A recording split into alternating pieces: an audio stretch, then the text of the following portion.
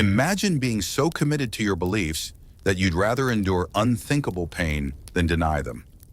That was the fate of Anne Askew, a young Englishwoman in the 1500s whose final days remain among the most horrifying stories of Tudor England. Anne wasn't a criminal nor a traitor in the traditional sense.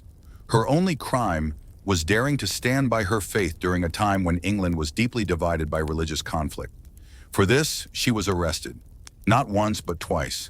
Her second arrest sealed her fate. Anne would be dragged into one of the darkest chambers of Henry VIII's England, a place not of justice, but of cruelty, a place where truth was crushed out of people, sometimes literally on the rack. Her story begins in the Tower of London, where the promise of truth was demanded of her, but the price would be her body and eventually her life. Before we dive in, just a quick ask. If you're enjoying the journey through these forgotten corners of history, please consider liking, sharing, and subscribing.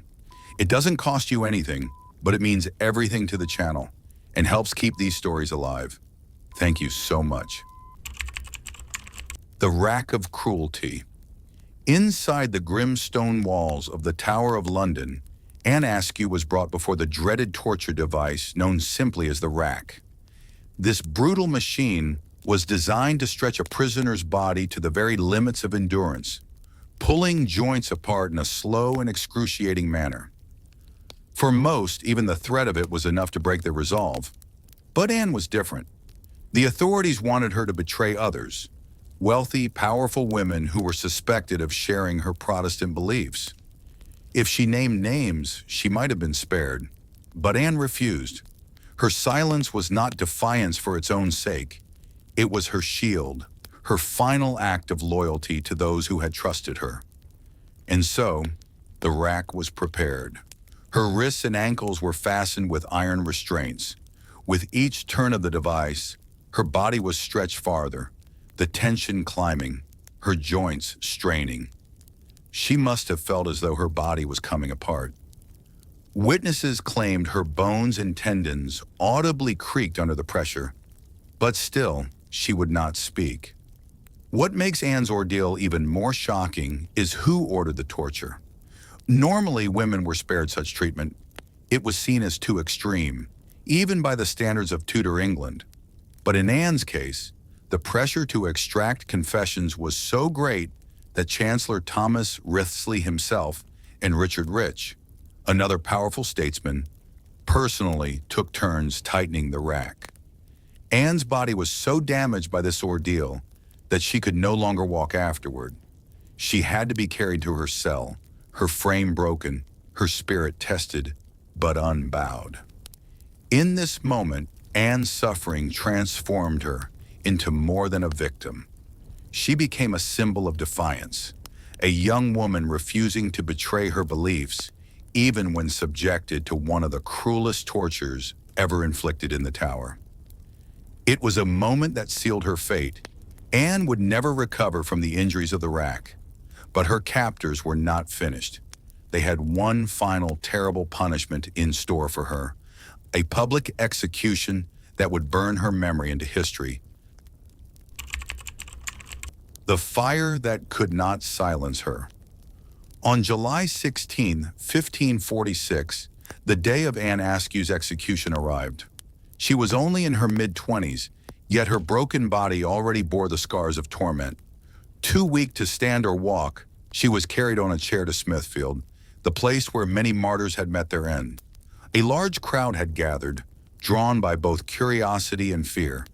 The authorities wanted this execution to serve as a warning to others, an unmistakable display of the power of the crown and the church.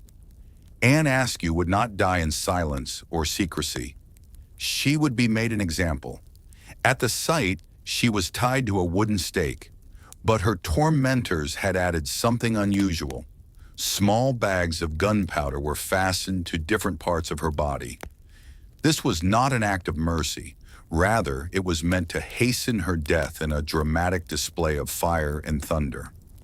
Anne, frail but resolute, was given a final chance to recant her beliefs.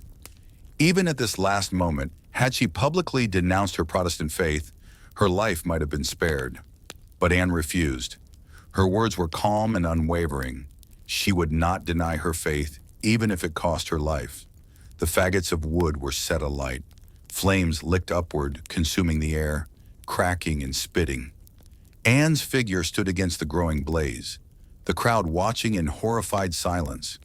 The fire rose quickly, and soon the gunpowder ignited, creating bursts of flame and smoke that ended her suffering more swiftly than the flames alone would have.